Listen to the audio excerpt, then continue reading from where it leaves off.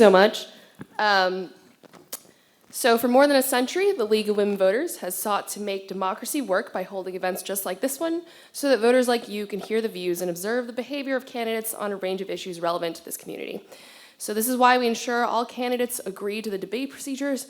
Further, by being here today, we ask you as the audience to agree to some expectations. The League has used procedures like these for over 60 years to ensure a fair process and encourage civil discourse. I will now read all of the rules out loud. This will take a few minutes, so please bear with me. Each candidate will have 1 minute for opening statements. Each candidate will have 1 minute for closing statements. Questions have been submitted by shareholders and the Riverbay Co-op City Election Committee. There will be up to 7 questions, time pending of 1 minute response, and possibly 1 or 2 15-second lightning round questions. Every candidate will be asked the same questions by me, the moderator. 1 additional question will be asked by high school students from the area. The questions the students ask were chosen today among our questions.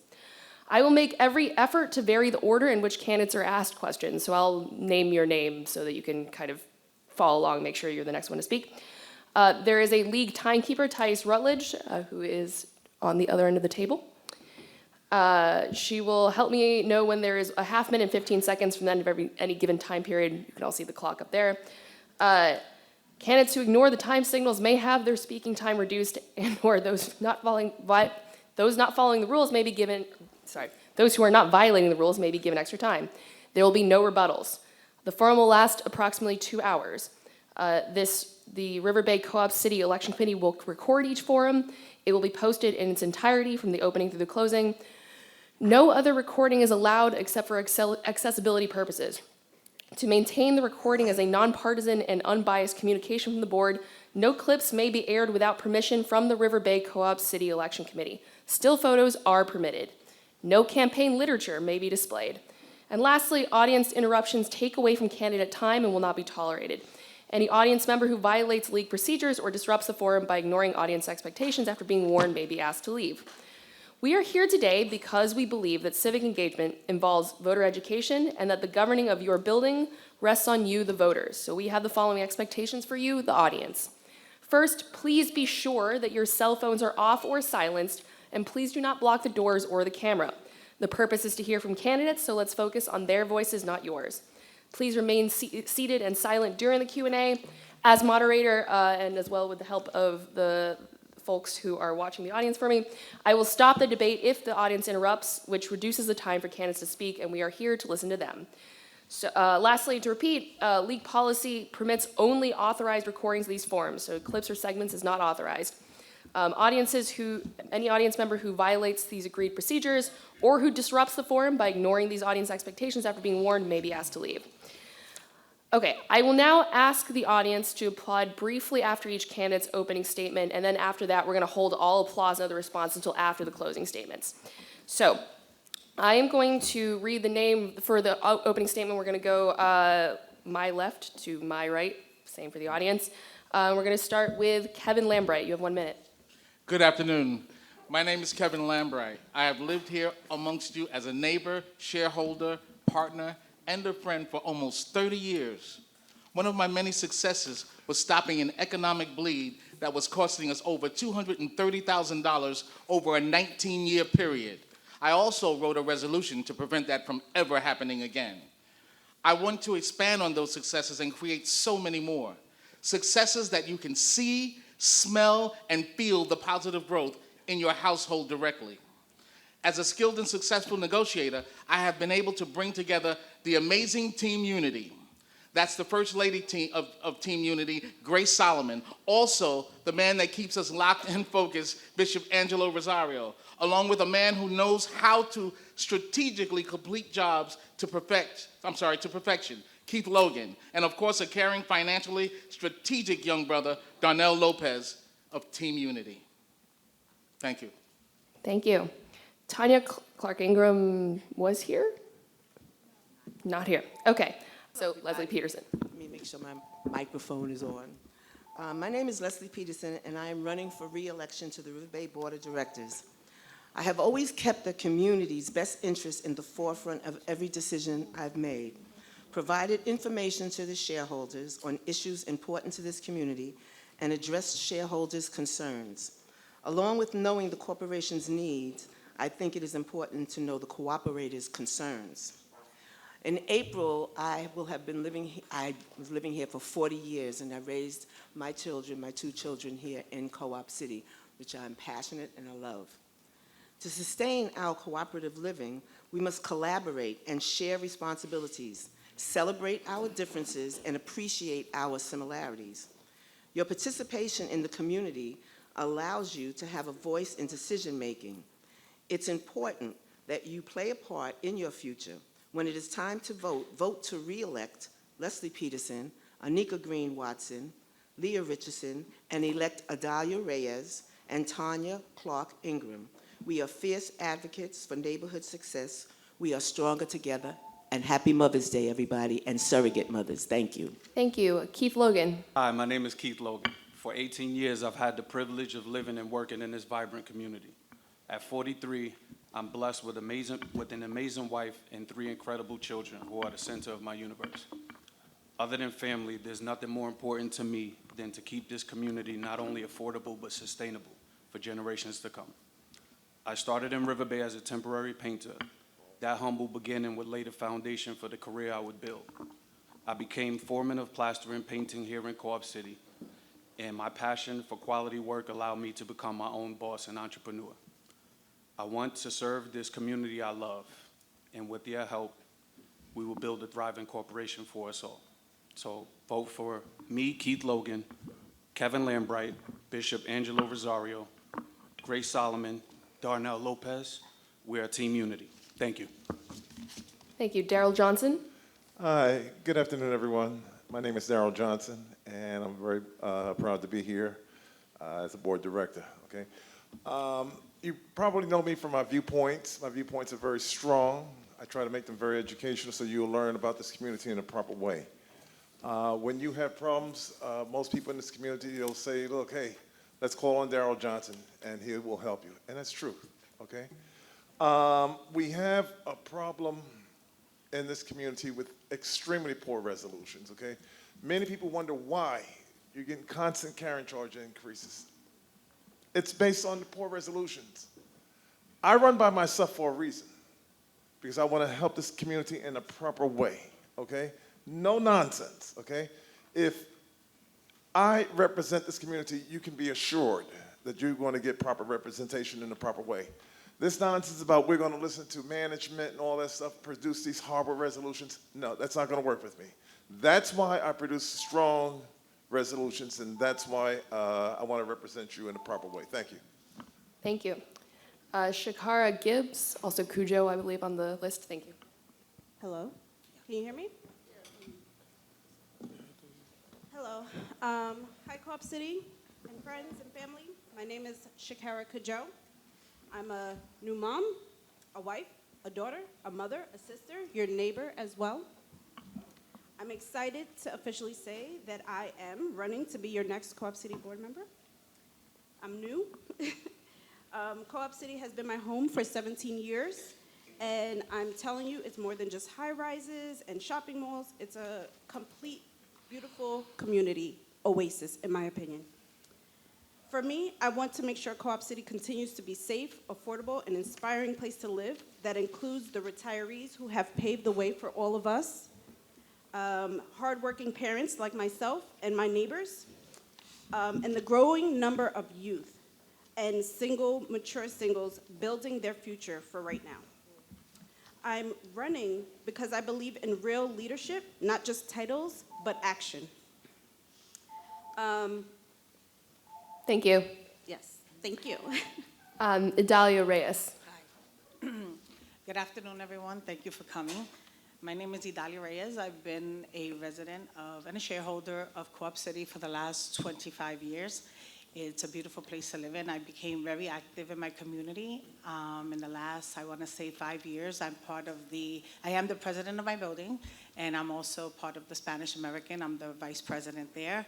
I really love where we live. I think there's a lot of things that need to be addressed, changed, and only we can do it. And I believe in myself, and I know that I could bring something. So if you want to know what's going on in your community, you have to be a part of it. Voting is very important.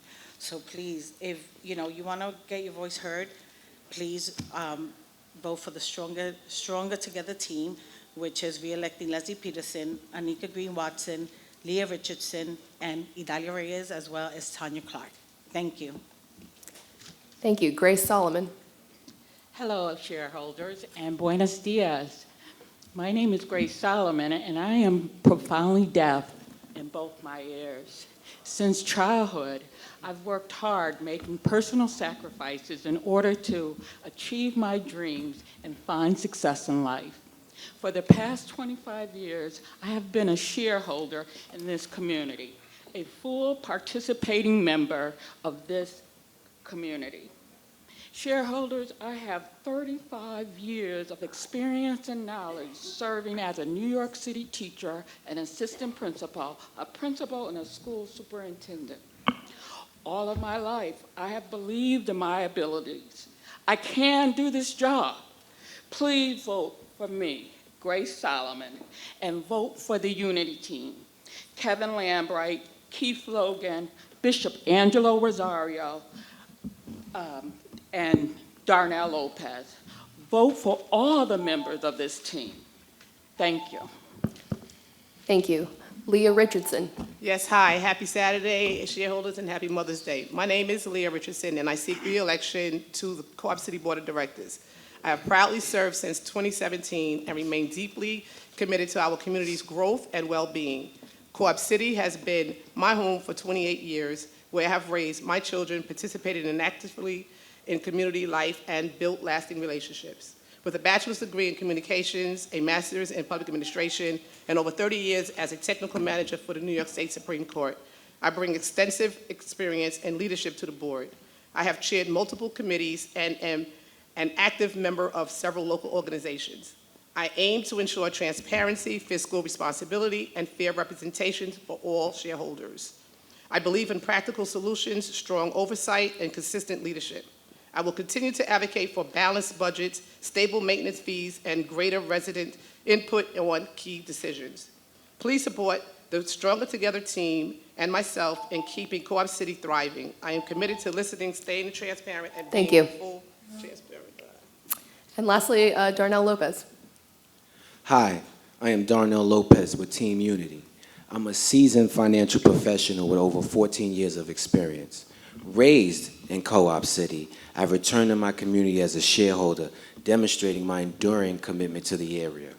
I am the founder of the Co-op City Basketball Classic, a tournament that has become a staple in our community, providing the youth with opportunities to engage in athletics and build camaraderie.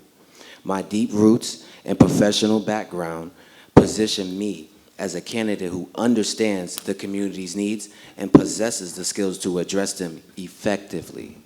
My campaign emphasizes transparency, community engagement, and the empowerment of residents through collaboration and education. Please vote Team Unity, Kevin Lambright, Bishop Angelo Rosario, Keith Logan, Grace Solomon, and me, Darnell Lopez. Thank you. We will now begin with our questions. So the audience, please hold all your applause until the end of the forum. We've assembled to hear from the candidates. First question, what leadership qualities do you think are most important for serving on a residential board? And we'll start with Kevin Lambright.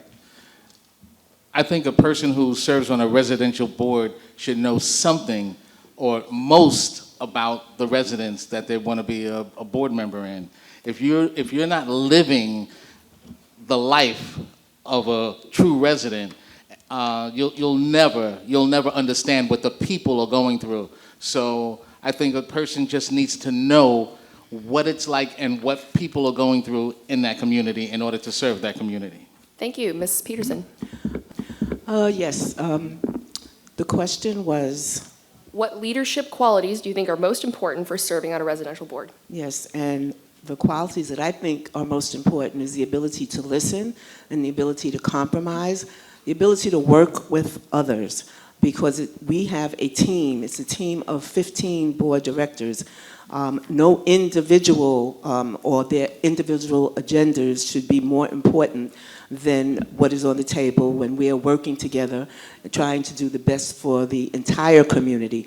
I have certain things that I'm passionate about, But I put those things sometimes aside when I realize that other things that people have told me about, they are equally passionate about, and I need to listen to those concerns also.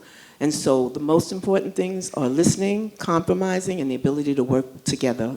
A leader should have those things, those qualities. Thank you, Mr. Logan. I think that one of the most important qualities is selflessness. You're living in a community with at least 40,000 other people, and you have to consider what their struggles are and what they're going through. So compromise is very important in that process, but not compromising on integrity. If you don't believe in something, then don't stand for it, but also having empathy for other people and putting yourself in other people's shoes. And listening is a great quality as well. Thank you. Thank you, Mr. Johnson. Okay, you have to have very good communication skills, okay? You have to be willing to talk to the cooperators, shareholders, everybody here. You have to be willing to work positively for your all the residents here. You have to have a very good knowledge of business, okay? That's a major, major problem here in this community here. You have to work for the best interests of this community. And plus, overall, you have to have integrity, okay? When you read my viewpoints, you'll see the things I point out that's right and the things that's wrong in this community here. Okay, for instance, I mentioned before about the resolutions that we have. Look at how many poor resolutions that that has been voted on in this community. Look at how far it has hurt this community. I'm not about that, okay? You have to vote for people that care about you, care about this community, work for the best interests of this community here, and to make sure that that people can see that you're doing a good job. All right, and also you have to be willing to educate the community through viewpoints, right? Effective viewpoints for this entire community. Thank you. Ms. Gibbs. Yes, hi. I believe leadership is about listening, understanding, and executing.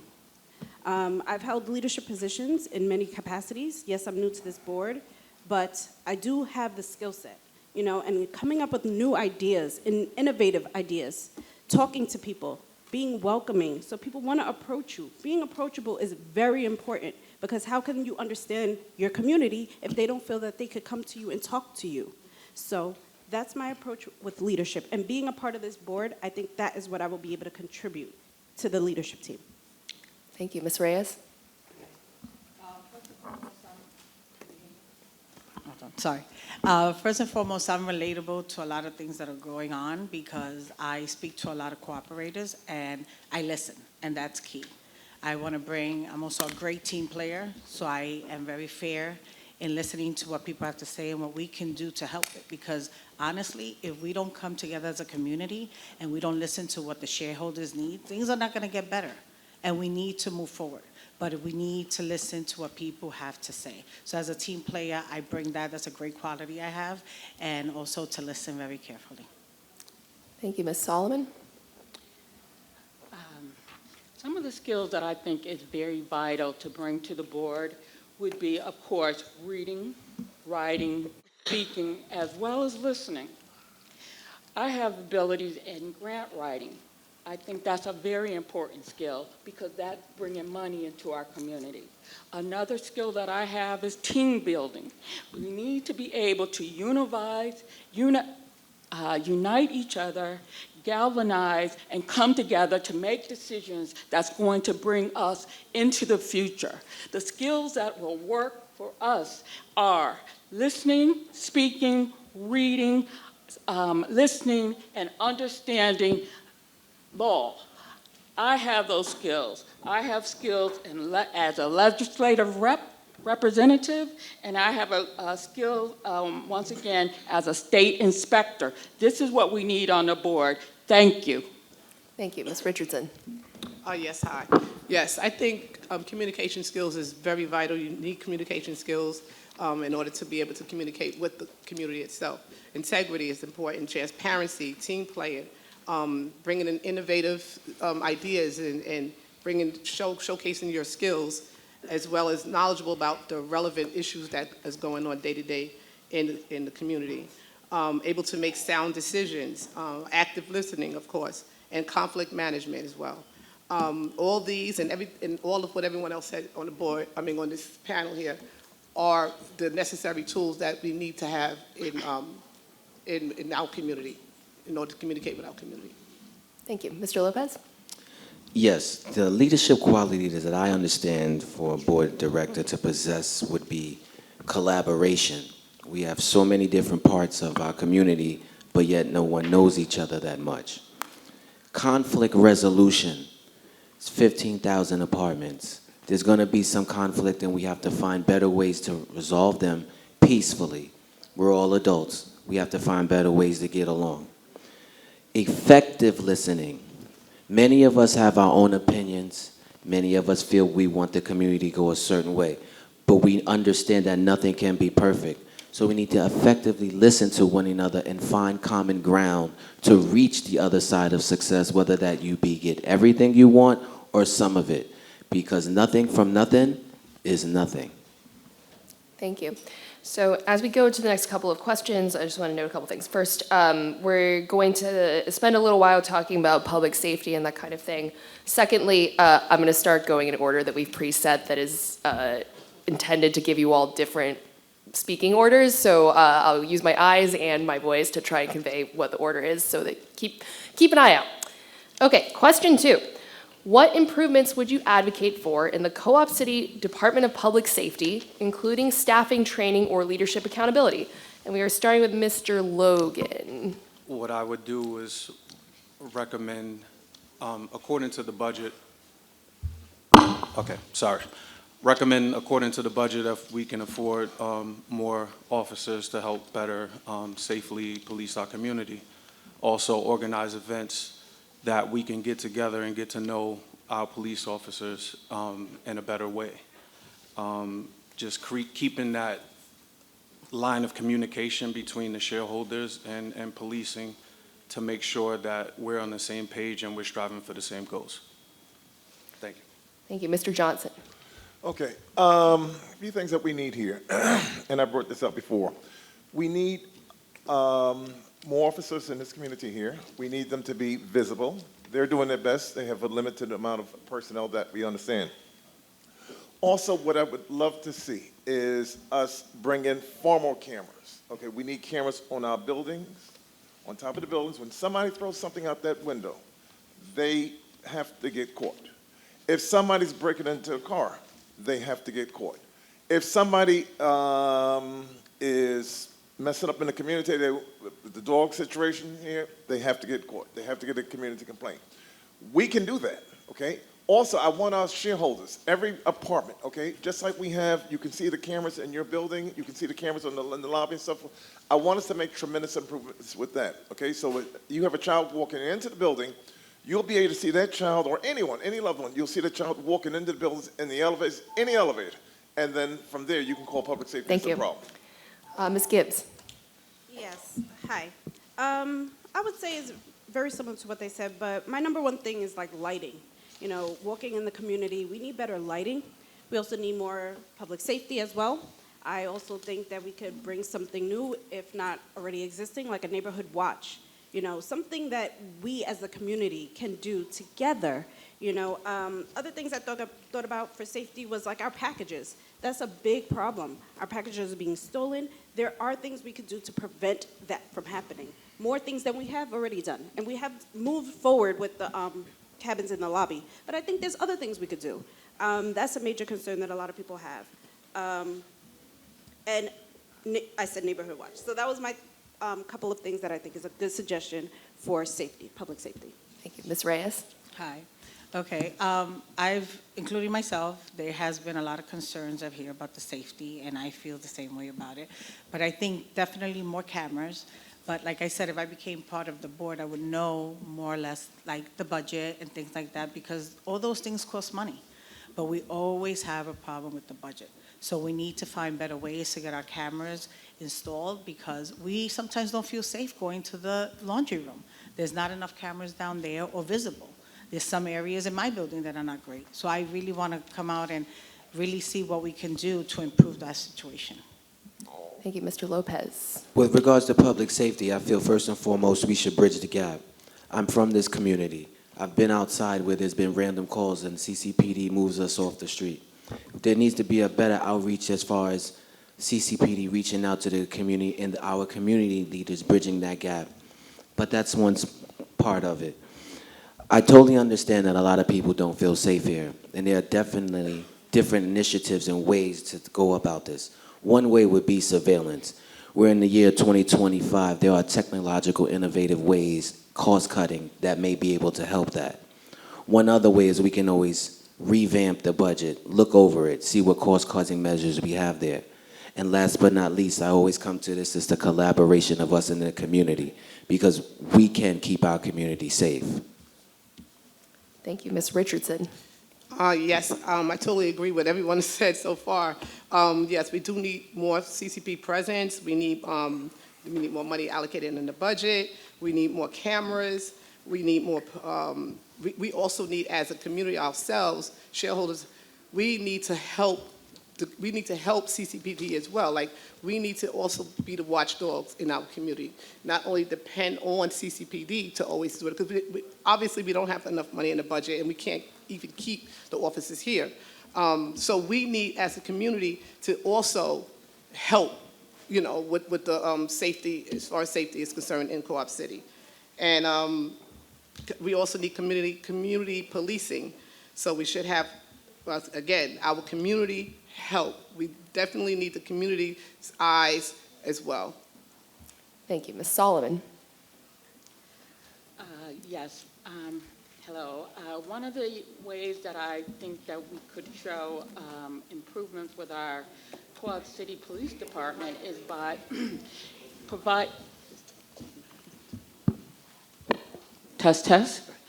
providing them with state-of-the-art training, providing them with state-of-the-art equipment as well as resources. We need to work with our police in order for them to be able to understand and be trained in working with people with mental health issues. More police in various positions so that they become police-friendly and understand the people in their community. Training in compassion with working with our immigrant community, as well as understanding alignment with local, federal, and state agencies. Thank you. Thank you. And just for those of you who've entered in, it's just making a little bit of noise, so please try to tiptoe so that we can focus on our candidates. Thank you. On this side of the table, Ms. Peterson. Yes. First and foremost, I just wanted to say that we live in New York City, and there's an uptick in New York City of crime. And so, yes, we have a bit of an uptick. I've been living here for 40 years, and I have seen that also, but we are still one of the safest communities in the Bronx, in New York, I would venture to say. Maybe I'm a little bit more passionate, but I also agree with the increase in technology. We do have money that is allocated for public safety. The biggest part of our budget, we have public safety.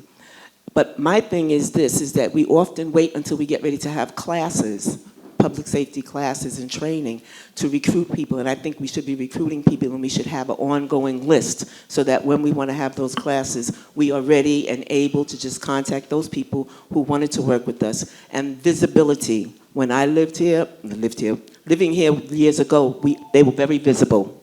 Thank you. Mr. Lambright. Yes, thank you. It seems that visibility has always been an issue here. Well, at least in the last maybe 10 years, a lot of the complaints I've heard was, we don't see public safety. We know that we had the numbers were down in public safety as far as personnel, and they're starting to come back up. But one of the things I would do is institute more cameras, but not just cameras, also people to monitor those cameras. Because it's one thing to look back and see something that already happened, but if you can see things when they are actually happening, it'd be important. I would also produce a public safety watch program for residents, because like some of my colleagues here have said, that we need to get more involved. We're always asking for public safety officers. Where are they? Where are they? I know that they're there. I see them, but the criminals don't see them all the time. There's been discussion of budget. What is your plan? Sorry, excuse me. What is your plan to improve building and garage security without increasing shareholder costs? And we'll be starting on that end with Mr. Lopez. Can you repeat the question? You went Yes. pretty quick on that one. Yes, my apologies. What is your plan to improve building and garage security without increasing shareholder costs? The only way we can do that is by going over the budget with a fine-tooth comb. There are things that we are spending money on that we don't necessarily need to. We can offset that by what the actual cost may be to increase security. Now, at the same time, we have residents, we have people who are looking for jobs. We may be able to find qualified citizens at under market rate, but we have to figure out where we can shave at first. If we want to change something that costs money, we need some money to allocate to it.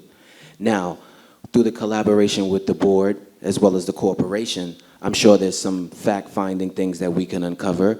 I'm sure there are things that are not going so great that we don't need to continue with, and I'm sure there could be some market rate uprising, not to the carrying cost, but maybe to the commercial renters. But without collaboration, once again, and a fine-tooth comb, we will not be able to do it. But if we do it, we will. Thank you, Ms. Solomon. No applause, please. Thank you. Ms. Solomon. We do ask people to it helps us move through the questions a little more quickly so that we can hear our candidates and focus on the candidates. Thank you. Ms. Solomon. One of the ways that I would improve safety within the buildings and garages would be through, without raising the budget, would be grant writing and lobbying for funds. I think that it's very important that we keep what's working well, such as the cameras in the lobbies, the cameras in the garages, and also the policing that they do, the rotations within the garages. Those things are working very well, and I would continue to support that. But also, I would use grant writing and lobbying to possibly get back some of the attendance that we had, and also the lobby attendance that we've had in the building. So those are opportunities to do that kind of work. Thank you. Thank you. Ms. Richardson. Well, I also agree that by going, we need to go line by line when we're doing the budget to see if there's anything that we may shift around to find this money that we need for the garages. But I also like the idea of what Ms. Solomon said about the grant writing, finding some grants and so forth that may be able to offset some of this cost, because we don't want to, we don't want to lay people off, fire people and so forth, because we don't, not fire, but lay people off or, take money from places, resources that we may need in the future. So I really like that idea, Ms. Solomon, that you said in reference to grants. That was a good one. Thank you. Thank you. Ms. Peterson. Okay, one of the things that we did do to improve safety in the garages was to install call buttons that we have in our lobbies. We also have call buttons on all of the floors. I know people often talk about the garage attendants, but the garage attendants, even if something happened in the garage, you would have to go down to where the attendant was. But this way, you can actually hit the button by the elevator where the call button is. When we get additional officers, which we have been doing because we've been increasing our classes with CCPD, we will have more patrols that will be able to go into the garages and check more frequently on what is going on in there. At the gate, when you come into the garage, there you have the machines right there, and there is somebody that watches 24/7.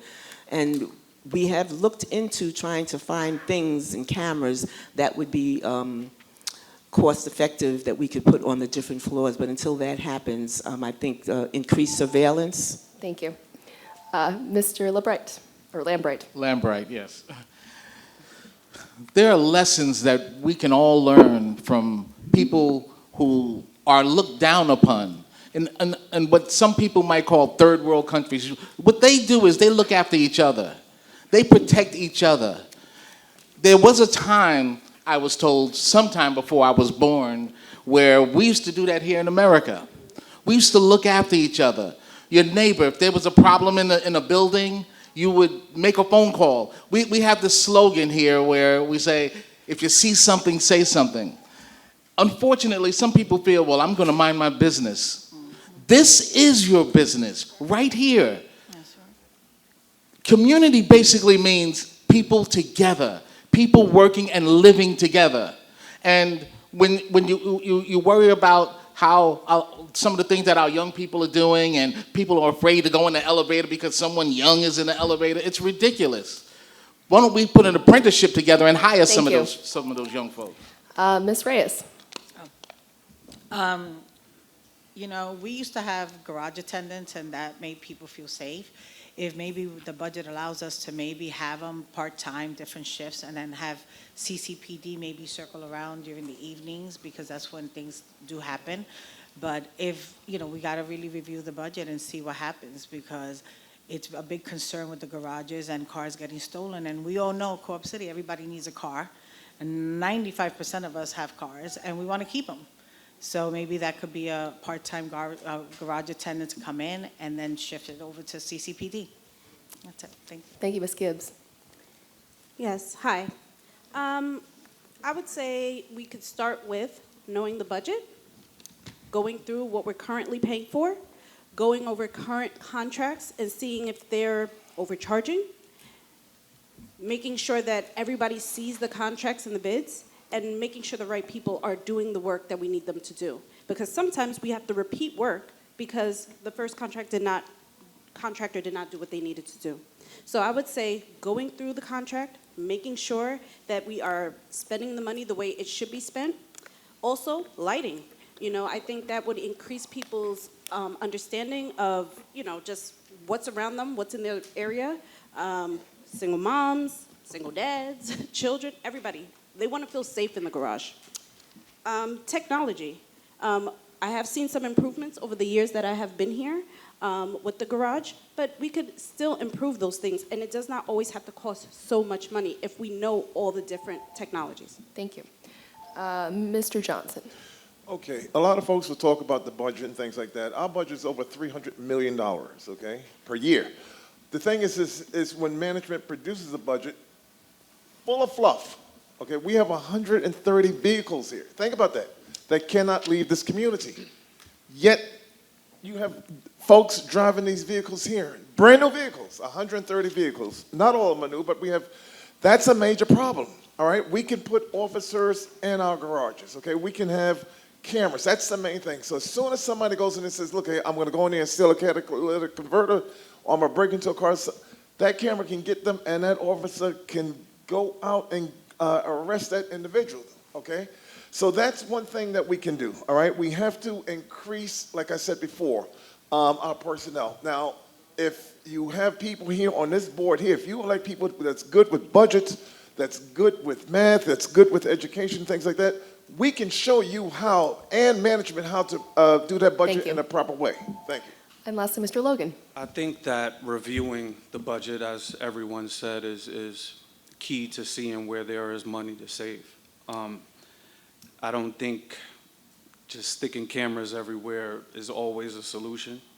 We have to have more of a community approach, because then we still have, some people could think of it as not really having privacy, just having cameras everywhere. So I think as fellow shareholders, we need to look out for each other. I think the lighting could be better. I think that scheduling officers and scheduling people in the buildings could be looked at to make it more efficient and better for whatever traffic is going on, to make people feel more safe. But I don't think the answer always is just to throw a camera there. And Thank you. And now we have a question from Adam at Bronx Health Sciences. Good afternoon, everybody. The fourth question for our candidates would be, do you support expanding the use of surveillance cameras throughout the property, and how would you balance surveillance systems, well, how would you balance surveillance with privacy concerns? Thank you. We're going to start with Ms. Peterson. Okay, I think this is very interesting because Keith almost just mentioned that, and I am in agreement. You have cameras all over New York City, especially in Manhattan. It does not stop crime. It merely helps you to know who did the crime, even if you have somebody that's watching. So I do not think that cameras are always the solution. However, cameras are necessary, and in our lobbies, I think that the cameras that we've had there are outdated, and I think they need to be changed so that we have a wider view. We have nooks and crannies in the lobby, we have nooks and crannies in the basement, and I think first and foremost, those are the cameras that I would want to take care of. I think in the garage, we have looked at cameras for there, and we can continue to do that and get something that's cost effective, like I said before. Thank you. Thank you. Mr. Lambright, I don't know why I have written Lambright. Yes, It's Lambright. yes, yes. It's, yes, we've actually gone through this already, but as far as privacy is concerned, I'm starting to realize in my little bit of age here at 63 that everywhere I go, no matter where I go, there's going to be surveillance and cameras. So I can't speak for everyone else, but I like the protection of the cameras. I'd rather have the protection and instead of worrying about if someone saw me pull out a wedgie, something like that, you know? I'd rather have a camera protecting my family when my family enters and exits the building. I'd rather have that. I'd rather stay alive than not be alive. So as long as we have signs letting people know that there's surveillance, privacy doesn't come into play for me. Thank you. Ms. Gibbs. Hello. Hi. I would say that when it comes to balancing the act, I would say improving the camera quality. I think I spoke a little bit earlier about neighborhood watch. I think that's very important. I think that we can also contribute to the watch of our cars as well. And I think that there is a concern for privacy, right? But I think that the more pressing issue is making sure our cars are safe, making sure that if they are broken into, we have the right person to go after if they did damage our cars. So that's what I would say about that. Thank you. Mr. Johnson. Okay, let me explain something to you. If you go out your apartment door, if you go out your building, everyone needs to know that there should not be an expectation of privacy. Just like I can see all you folks here, and I can see you folks outside and so forth, why would you think that you need Do you support expanding the use of surveillance cameras throughout the property? And how would you balance surveillance systems? Well, how would you balance surveillance with privacy concerns? To the board and see what we can do, because we need safety in order for the thieves to stay out of our neighborhood. Thank you. Mr. Lopez. Yes, first and foremost, what we need to do is identify the high crime locations. Let's just make sure we have some surveillance there. Now, that will also let us know where our low crime surveillance is, and we may not need as many cameras there in that. So that way we can do more with what we have instead of using more money, okay? Second part of that, we can always look at what technology cameras we have. I'm not sure when they were purchased, but it's possible they could be outdated. There may be some smaller, more effective cameras out now that may have some tech in it, such as infrared, nighttime, different things of that nature. But you're gonna always have a camera somewhere. This is an urban city, we're a big city, this is New York City. The cameras will be there. I just think that strategically, they need to be in the proper places to deter crime, because crime will not stop. Thank you. Ms. Richardson. Hello, yes, I agree with everyone as well. I do support the cameras. I feel that we all know that the cameras is not going to stop crime, but I think that they are a solution.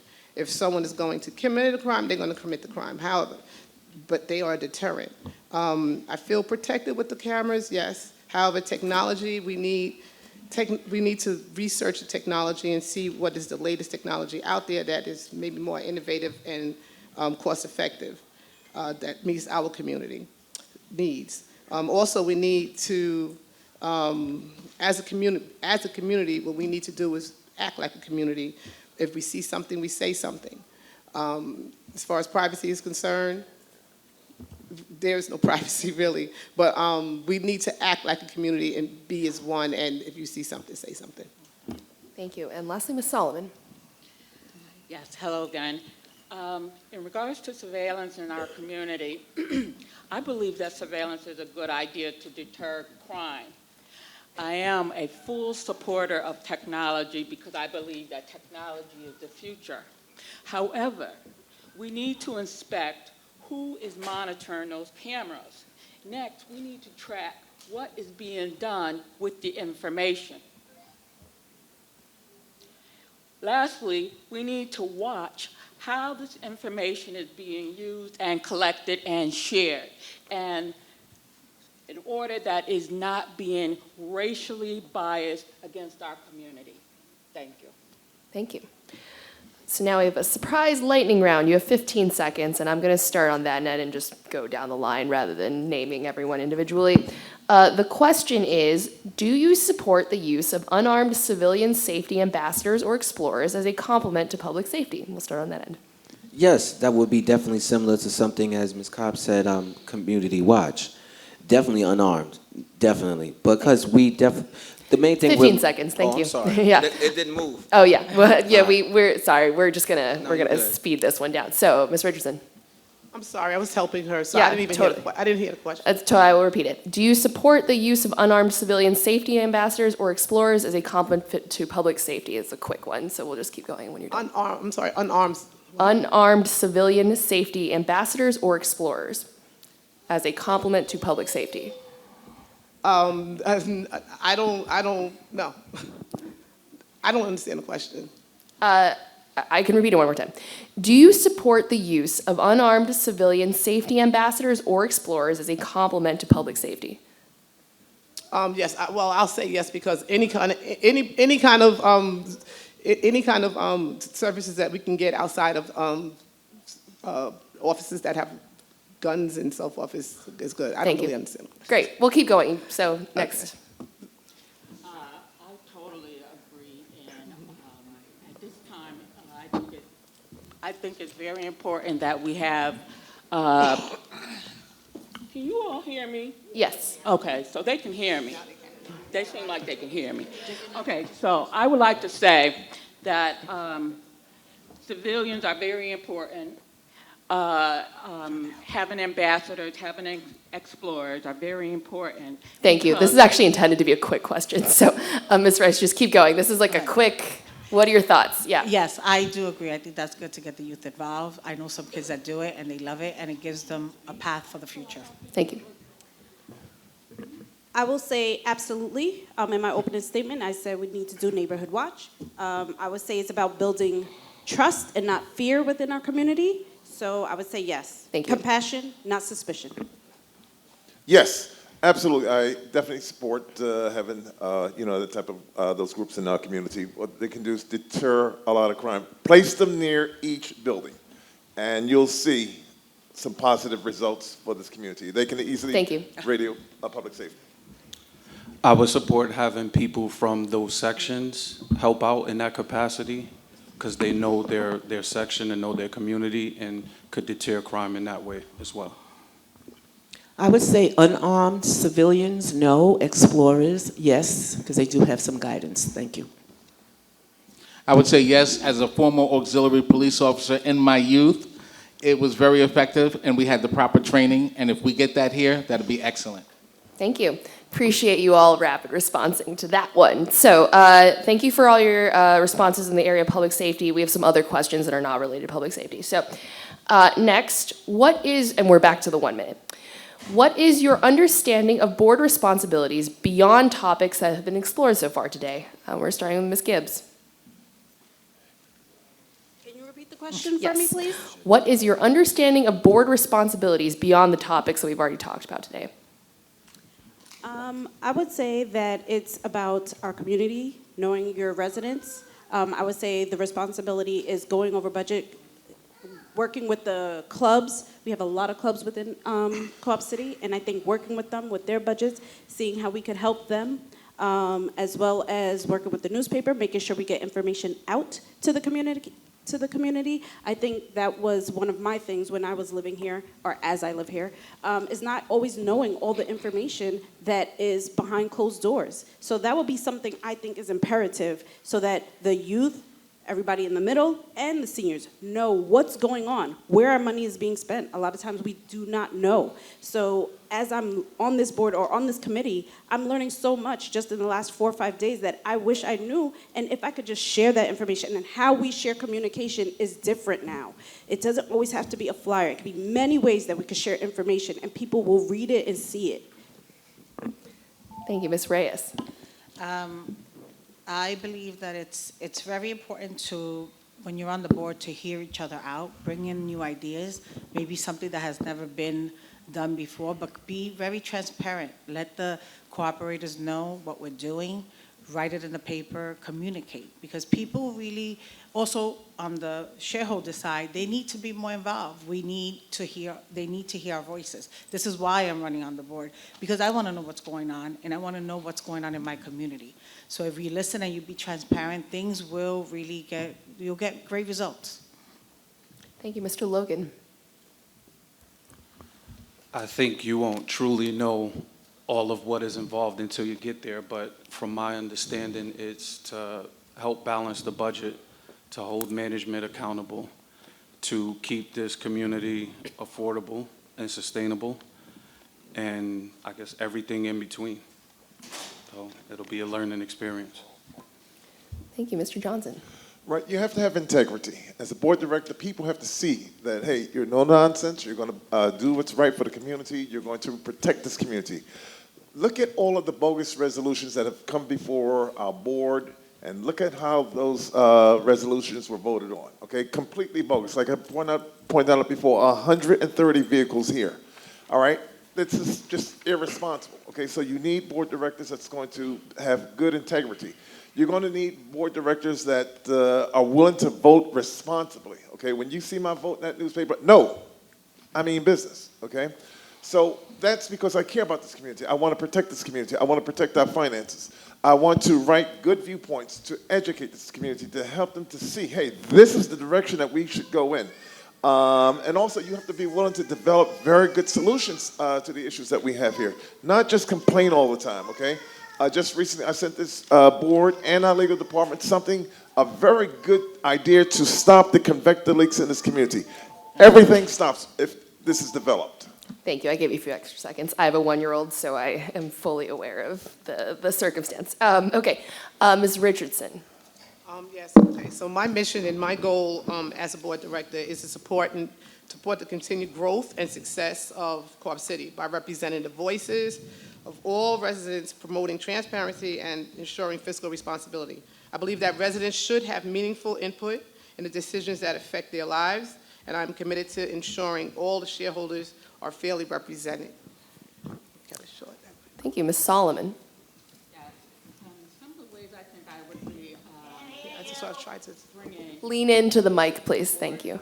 They can't hear you. They can't hear you. Well, I think there's something wrong with my mic. Yeah, could we No, turn you it? have to be in. Not to touch the button, and nobody else is holding on. It's to on it, now. so I think don't we can know hear you why I better. have to hold on It's to okay. mine. It's on now. It's okay. We can start your time over. Just apologies for that. Can you you speak hear one more me time? now? Yes. Thank We'll you. start the time over. Thank you. Speak very close to the mic, so lean in and talk close to it. Does this work? Yes. Yes. There we go. Okay, everyone. One of the ways that I think that I could help as a board member is by working with the general managers, building capital, and sustaining wealth. I believe that it is very important that we inspect the different departments and also find a way to galvanize the community so that we're able to bring them together to listen to their concerns and their needs. In addition to that, I think that it's important that we learn how to set priorities. What do we need to do immediately versus what can wait for the next 2 years? Having our mission together, having our vision together, setting timelines, benchmarks, and also designing assessments that works. Thank you, Mr. Thank you. Lopez. Did you say Lopez, sorry. Oh, Lopez. Back to the question as far as the responsibilities outside of what we spoke about. The main responsibility be the liaison between the corporation and the people in a fiduciary role, which means for the betterment of everyone. That's really the main goal. When you kind of look at what we would be for the people, it would be kind of similar to what they call the IRS, the audit committee. We are together collaboratively to make sure that the corporation is doing the best for us at every given time.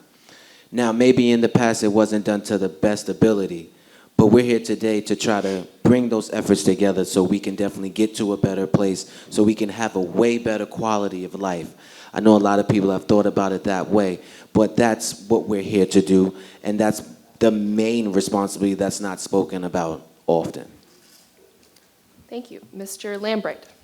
Wow, Keith Logan and Darnell Lopez not being on the board hit some really strong points, and there's a misconception on the, what the Riverbay board is supposed to do, and I just want to state that according to HCR, the board is there to set policy, not manage, but to set policy.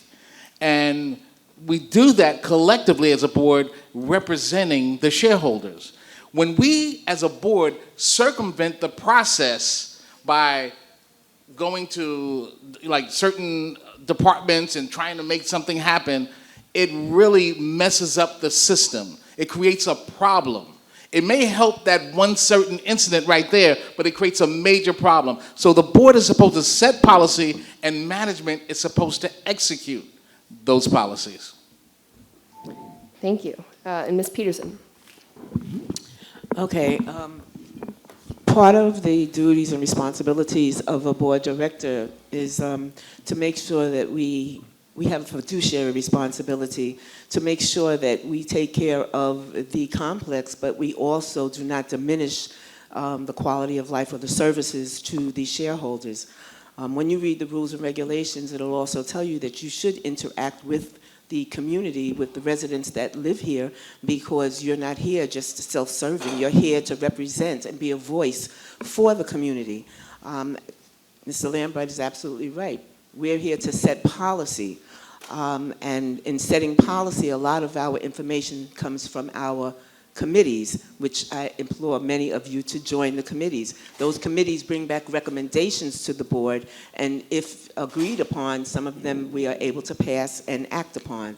So yes, we have a fiduciary responsibility. We do not manage day to day, but we set policy. Thank you. All right, next question. What is your approach to building strong working relationships with fellow board members and executive leadership? We're beginning with Ms. Richardson. Okay, so the board and the community must work hand in hand to build a safer and more sustainable neighborhood. It is time for us to move beyond blame and pointing fingers. We are stronger together than we are divided, and only by working collaboratively can we truly uplift one another and make a meaningful progress. I want to take a moment I don't have a moment, to encourage all shareholders to support the efforts of management and the board in building up this community. Your involvement, your voice, your constructive input is vital. While it's true that many remember a time when the community may have been stronger, we must face the reality that these are times of change, and so must our strategies. Our parents, our community leaders, we have a responsibility to be the village our youth so desperately need. They are trying to survive and thrive in a world that often feels stacked against them. That's why we must invest in resources that matter. Thank you. Ms. Solomon. One of the ways that I think it's really important to build, I really need you to reread that question for me. Sure thing. What is your approach to building strong working relationships with fellow board members and executive leadership? Okay, yes, I think it's important that we bring everyone to the table and respect their various forms of expertise. We need to be able to listen to each other. We need to be able to understand what we're able to bring to the table and then utilize those expertise to handle the different areas of concerns for our constituents. Another one where I think that is really important is that we take a look at past experience as well as what we have planned for the future. So that is one of the ways I think that's very important to work with the current members of the board, because they're all bringing strengths and talents to the table that we all need to respect, and utilize. Thank you. Thank you. Mr. Lopez. You want to treat it like a relationship that you never want to go away. What I mean by that is we have to always work together. Take the time when it comes to executive leadership to understand the role, not just critique when things are not going in the way that you deem positive. Find time to understand what they're doing, the ins and outs of their jobs. If you're a part of the board, you're going to have that access. Then that way we can collaboratively come together with things that actually work and subtract the ones that don't work. But without that frame of open-mindedness, it would always be seemed as dictatorship, totalitarian, where it's my role, I say this, we want this. We have to come to a place of understanding first before we can reach any resolution. Thank you. Ms. Peterson. Could you repeat the question again, please? Absolutely. What is your approach to building strong working relationships with fellow board members and executive leadership? And my approach to building relationships with the board members and with the community is, a lot of people tease me because they see me all over the place all the time. And so I try to interact with all different types of organizations that we have here. And I try to bring in my fellow board members and invite them to the different functions that we have.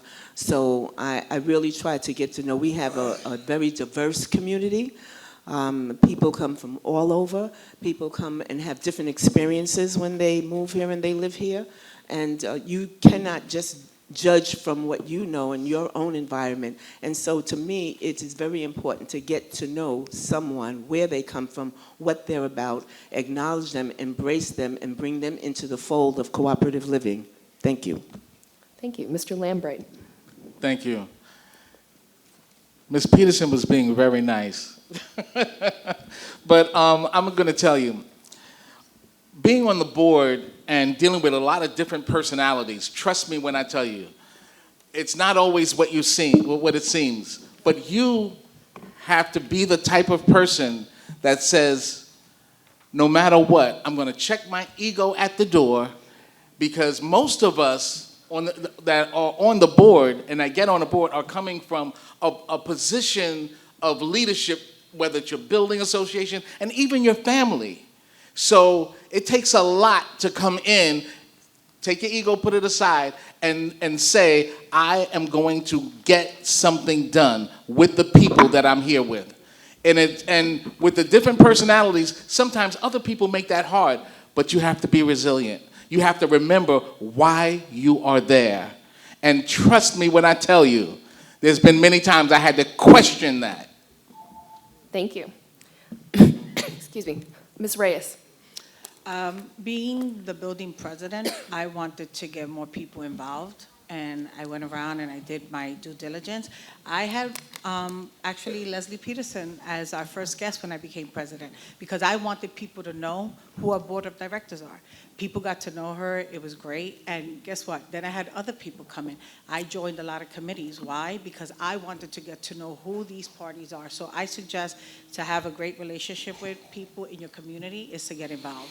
I've made nice relationships. I've got to know different people on different levels, and it's good because then now I feel like I'm part of a community. I really didn't want to get involved at one point either, but this is my journey now, and I love it because you know what? There are some nice people, and like Kevin said, you got to check your ego at the door, but you got to come with an open mind and great ideas. Thank you. Thank you. Mr. Johnson.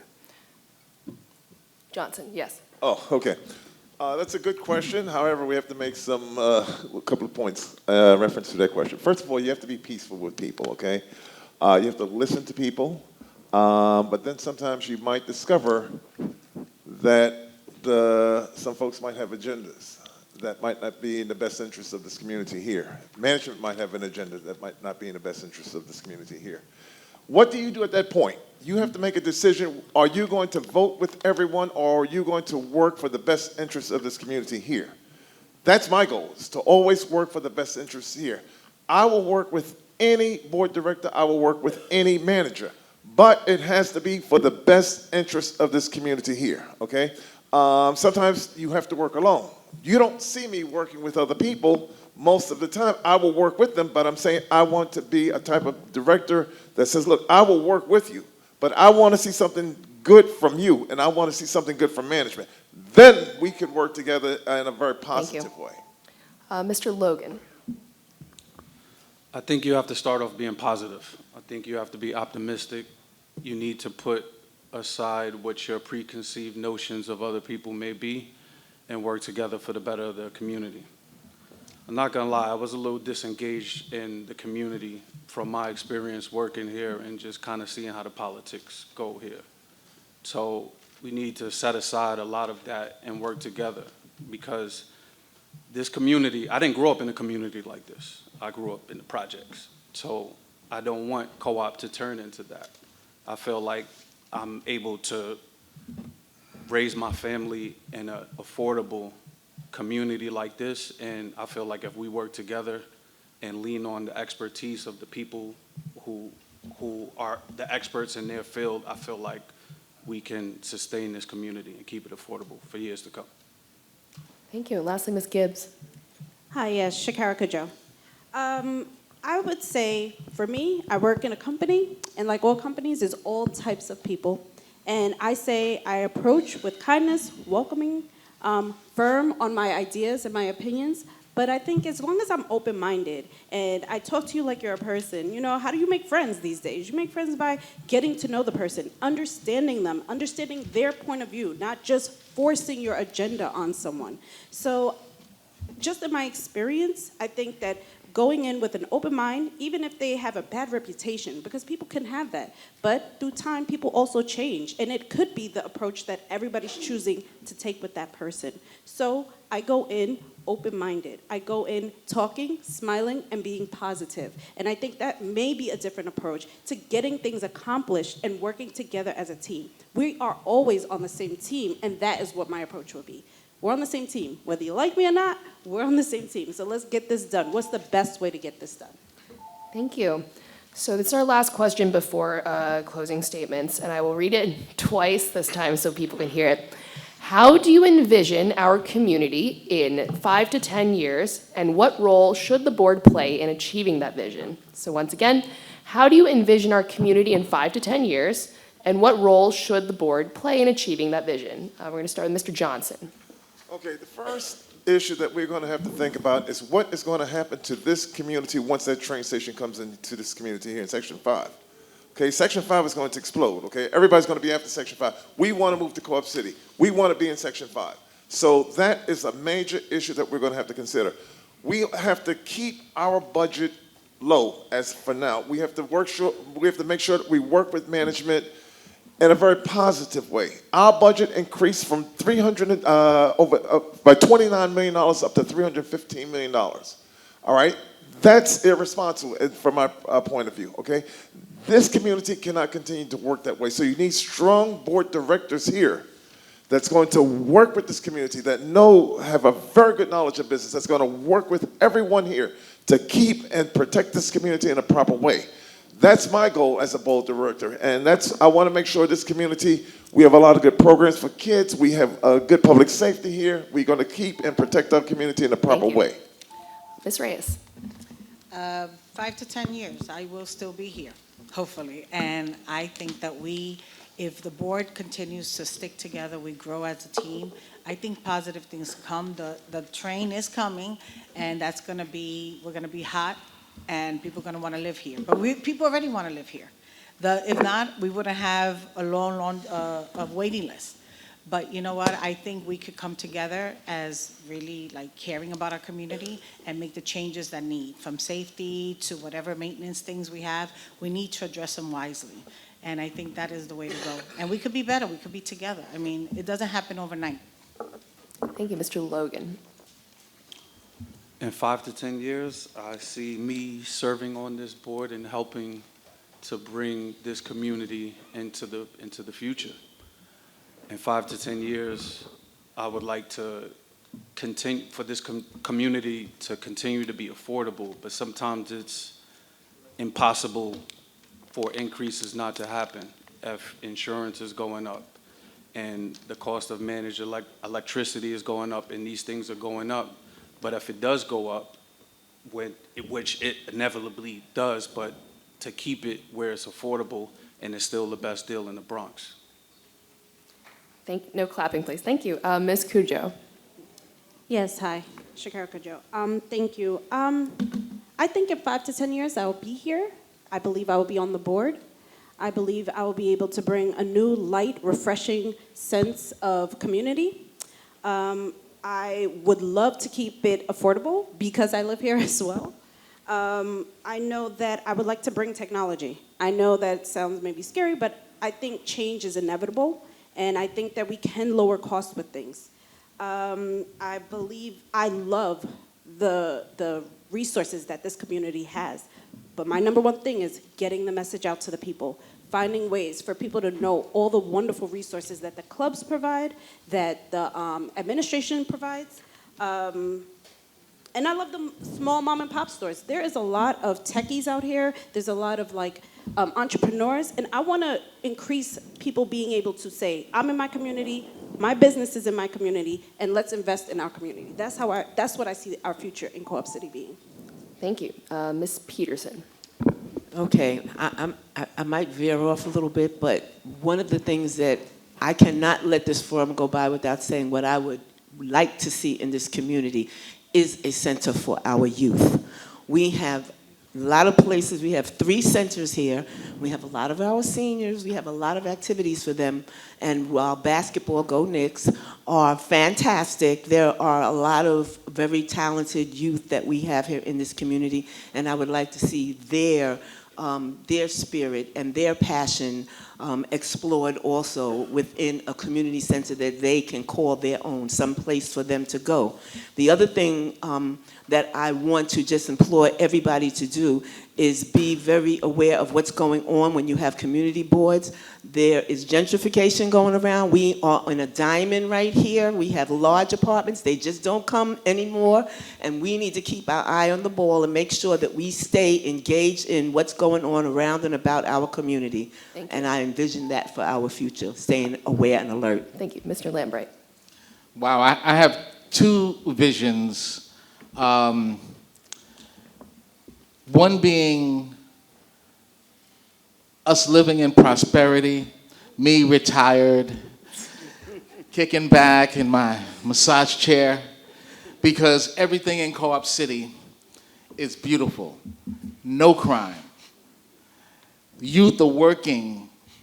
We have that community center that she talked about, and everything is so smooth. Our carrying charges have 10 years from now would have dropped by a couple of $100. This is a vision. Either that, or I will be right here, like I have been for the last 25 years, fighting to make things better. Thank you. We are getting pretty close to the end, so I'm going to ask people to keep their cool and let the candidates speak. Thank you. Ms. Solomon. Yes, and my 5-10-year plan is to increase wealth, build wealth, sustain wealth, put the money back in our shareholders' pockets. I would like to support our police. I would like to lobby our politicians. I want to reduce our sewer bill. I want to obtain Verizon. I want to get certified funding for our youth center, certified funding for our senior resource center, and certified funding for our immigration resources and improvement. I would like to have quality reviews of our directors, certified skilled employees. I would like to have opportunity to unify our cooperative and our community through community engagement. But most of all, I would like to have a progressive, future-focused mentality with technology. Thank you. Ms. Richardson. Everybody said everything I was going to say, but I ditto Kevin Lambright, Leslie Peterson, the rest of the board who spoke already, and continue to advocate for Co-op City. I would like to also see a greener community, more funding for CCPD, and I would also like to see Co-op City maintain its affordability, better communications, and for us to be a more active community as well. Thank you. Mr. Lopez. Yes. So in 5 to 10 years, I expect to see progress and a continuation of progress on the latter of the 10 years. I expect to see that through better relationships with our executive leaders, with our youth, with our community leaders, and with public safety. One thing I think that we definitely can do that gets done on a corporate level and all other financial institutions and educational institutions is a type of funnel program. Riverbay has public safety, we have executives, you have the grounds people. We can use that as a tunnel for our youth to get them as interns to show them different jobs that they can have as they're growing. That is something we can reach out to our youth to keep them off the streets, to keep them safe, and to educate them beyond their wildest measures sometime. That's what I see as an envision here in 5 to 10 years. Thank you. Please offer the applause to all the candidates for their willingness to answer your questions on the same stage today.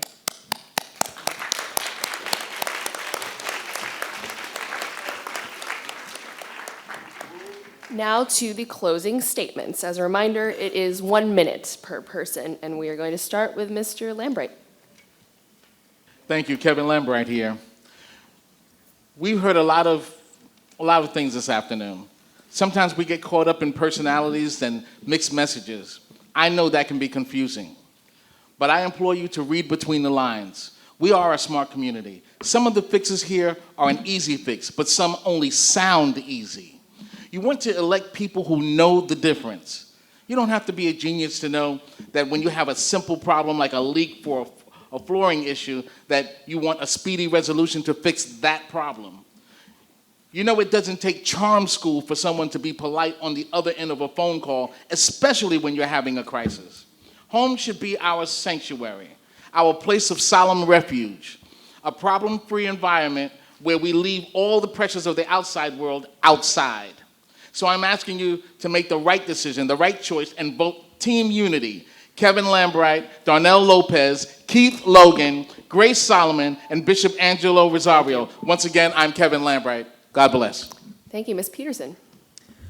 Yes. In summary, I want to ensure you that I understand the importance of issues that can affect the quality of life. The board is run by a group of elected volunteers. We are all affected by board decisions, so the community should be involved in its governance in order to preserve the best interests of the community. I am a candidate that, in the words of Shirley Chisholm, I am unbought and unbossed. We are an awesome community, and together we can fix what is wrong without turning our backs on what's right in our community. I want to see more of you participating in committees. As they say, be the change you seek. We are stronger together, and so I urge you to vote for myself, Leslie Peterson, to vote for Leah Richardson, to vote for Anika Green Watson, to vote for Adalia Reyes and Tanya Clark Ingram. Make sure when you get your ballots or when the time comes for you to vote in person that you are one of the first ones in line. Thank you. Thank you. Mr. Logan. I'm Keith Logan, and as a professional tradesman and entrepreneur, I've gained valuable expertise that I'm eager to share with this board. If given the opportunity, I'll be honored to contribute my skills and experience to help shape the future of our community. I believe my unique blends of hands-on experience and business acumen would make me a valuable asset to this board. I'm excited about the prospect of working together to build a brighter future for our community.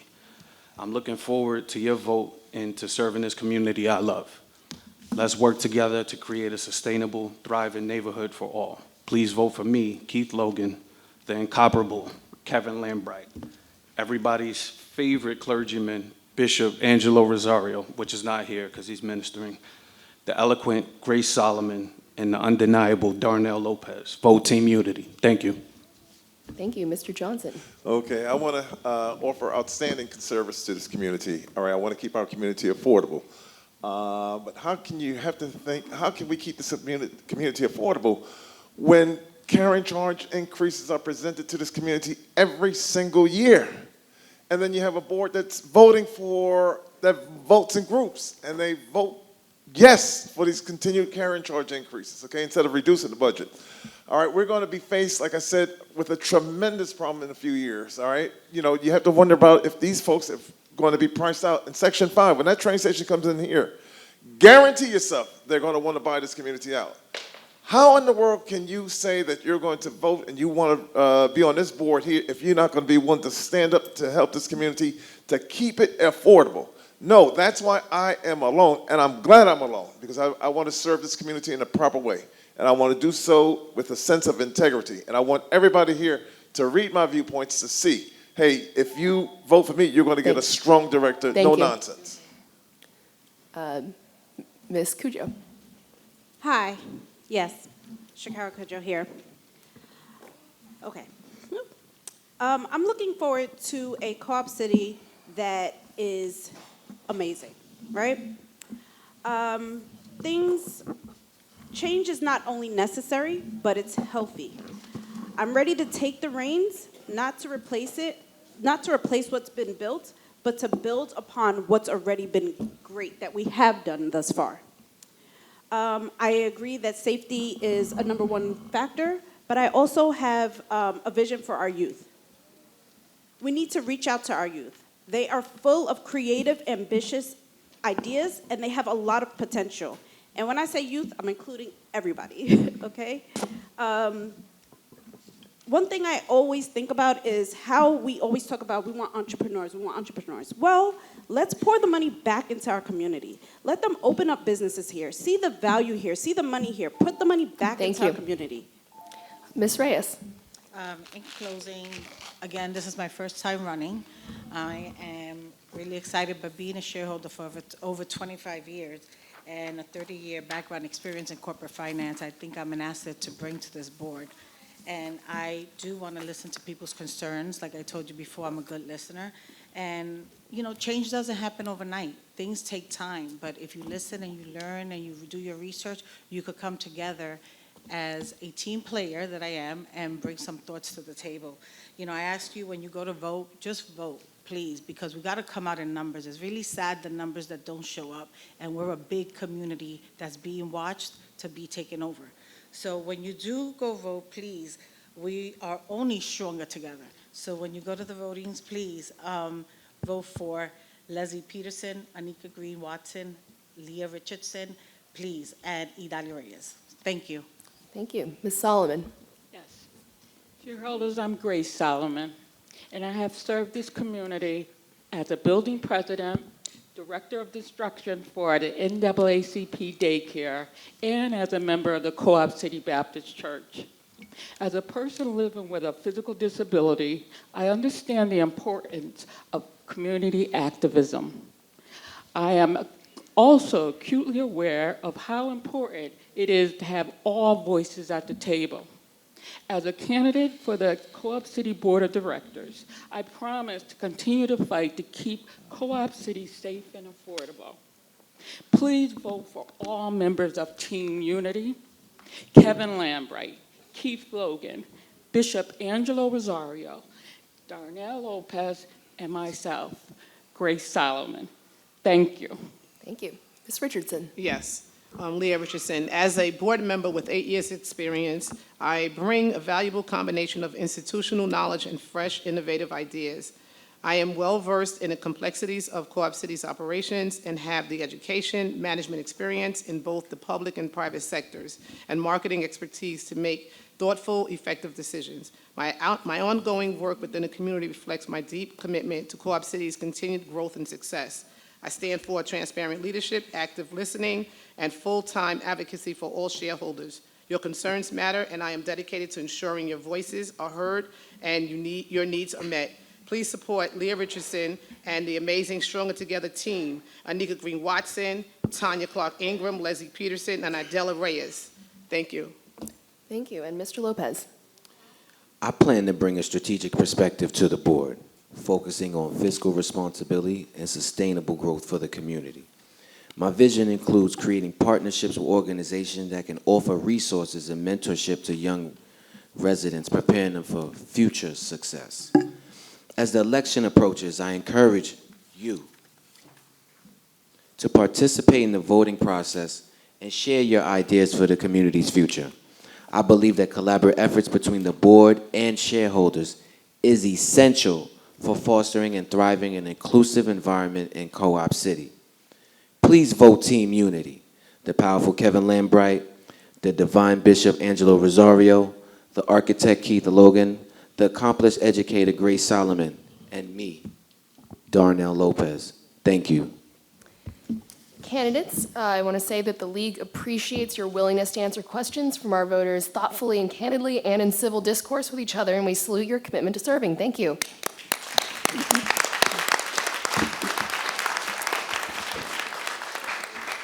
Thank you also to everyone in the audience for spending the afternoon educating yourselves about the candidates, and I'll turn it over so that we can give any last thoughts.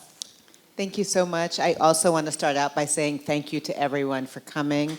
I want to thank our candidates for their deep and thoughtful replies. I want to thank the students from the Bronx High School of Health and Sciences. I want to thank my co-chair, Leah Graham, who's been a fantastic partner. I want to thank the staff at Riverbay for all of your support in making this room beautiful and wonderful. And my name is Monique Coleman, for those who don't know me. So here's what else.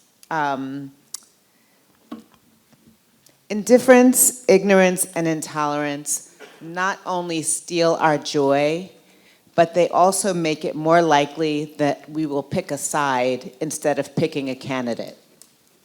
We chose community as our theme this year because this community is important to us and it's precious and we want to protect it. Today you got a chance to meet some of our candidates who are passionate people with very strong ideas. It's a great start to our election season, and you, as shareholders, made an affirmative choice to be engaged by supporting our community today. So here's what's next. We've got a block party scheduled in Section 5 on May 17th. Our next forums are scheduled on May 21st and May 27th. Our election starts when you get your ballot, but you'll have the opportunity to vote in person at our annual meeting on May 28th in Dreiser Loop. We're also offering the opportunity for in-person voting in Einstein and in Bartow on May 29th and 30th. We plan to have ballot boxes in all 3 community centers, so you can come and put your ballot in the box. And then as soon as you get your ballot, you don't have to wait for the person to be in person or the ballot box. You can put your ballot in the mail at any time. We want to make history this year. Yes. We want to achieve a quorum without going into extension. Yes. So in the spirit of community, we want everyone to vote, tell 10 people about this election, and bring 10 people to our next event. Thank you so much for coming out today. Great job, everyone.